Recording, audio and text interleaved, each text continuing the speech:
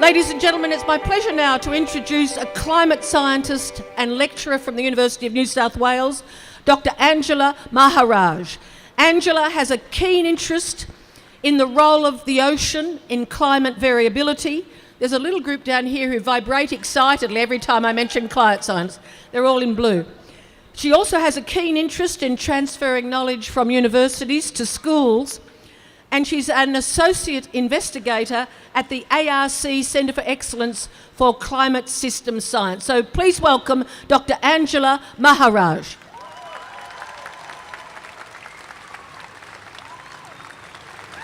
Thanks so very much. So my name's Angela Maharaj. I'm from the Climate Change Research Centre.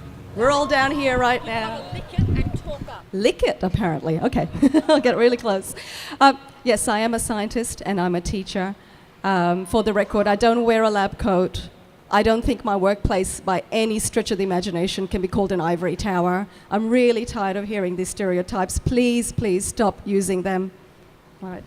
Now, my daughter was meant to come along with me today. She's 6. It was going to be her first march.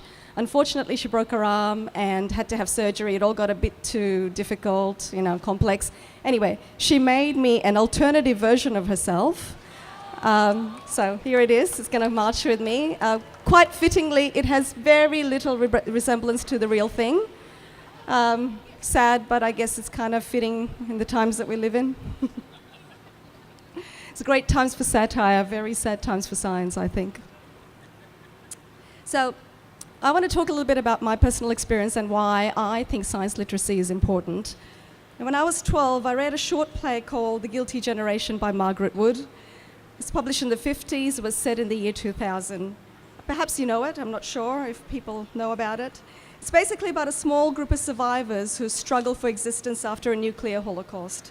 Now, the play is about pacifism, but for our purposes, the type of global disaster is immaterial. Now, it may well have been a zombie apocalypse if it had been written today. Basically, the older people in the group reminisce about the technology and the creature comforts that they had, like electricity and radio and mass agriculture, when these people are now living in caves. The younger people say, wow, how did that work? How did you build that? How did you do it? Can we do it now? And the older people couldn't explain how these things were built and made. They couldn't articulate it. They didn't know. Of course, as the play goes along, the younger people get angrier and angrier at the older people and how they could not have valued these things that they had. How they had taken it all for granted, how they were complicit in what happened that led to the global disaster that led them to a place where their great-grandchildren were much more worse off than they were. Now, I'm not suggesting that we are approaching an apocalypse in any literal sense. I sure hope not. And the play does end on a positive note. But as a 12-year-old, it helped me to realize that a lot of what we value at a fundamental level, health, security, comforts, entertainment, a fruitful and dignified life, hopefully a fruitful, dignified ending to our lives. A lot of it rides on our ability to harness what we currently call STEM, science, technology, engineering, mathematics. The vast range of skills and knowledge that we require to live our lives now, in the way that we've become accustomed to, cannot be mastered by any single individual anymore. And we now know that intuition is a poor guide. For all our potential as human beings, we're inflicted by a whole bunch of cognitive biases. We should not trust our instincts just per se. So we need robust systems and processes to help guide our decision-making. And luckily we have those. We have the scientific process. We have scientific institutions.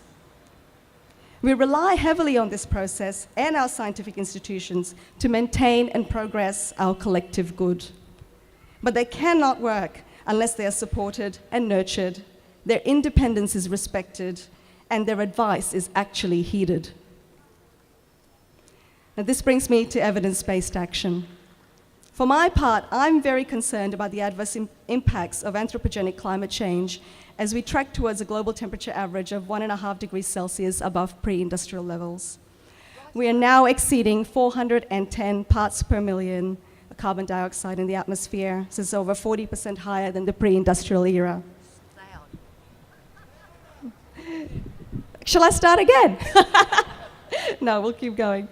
So the two main things that unite our globe and don't observe national boundaries, the atmosphere and the oceans, they're bearing the brunt of the anthropogenic emissions.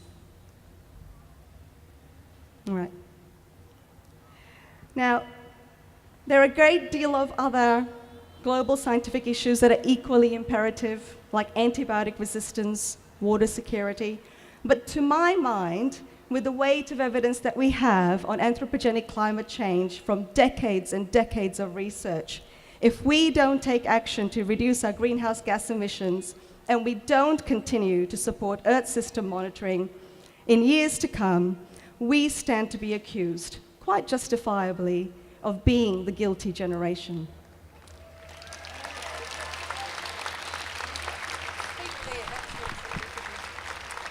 Taking what we had for granted, complicit of standing on the sidelines and disadvantaging future generations.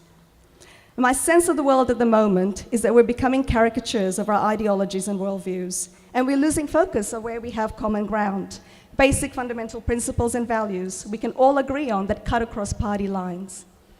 I think we can all agree, I hope we can all agree, that we value a fruitful and dignified life, not just for us now, but for future generations. What we need to acknowledge today is the role that science plays in providing this. We want to see nuanced discussion in media and politics, so science can serve its role as a means to help us to make good decisions. This march, is a global message that we value the role of science in our society and we want to maintain its role and integrity. We cannot afford our decision makers to deny science. Thank you.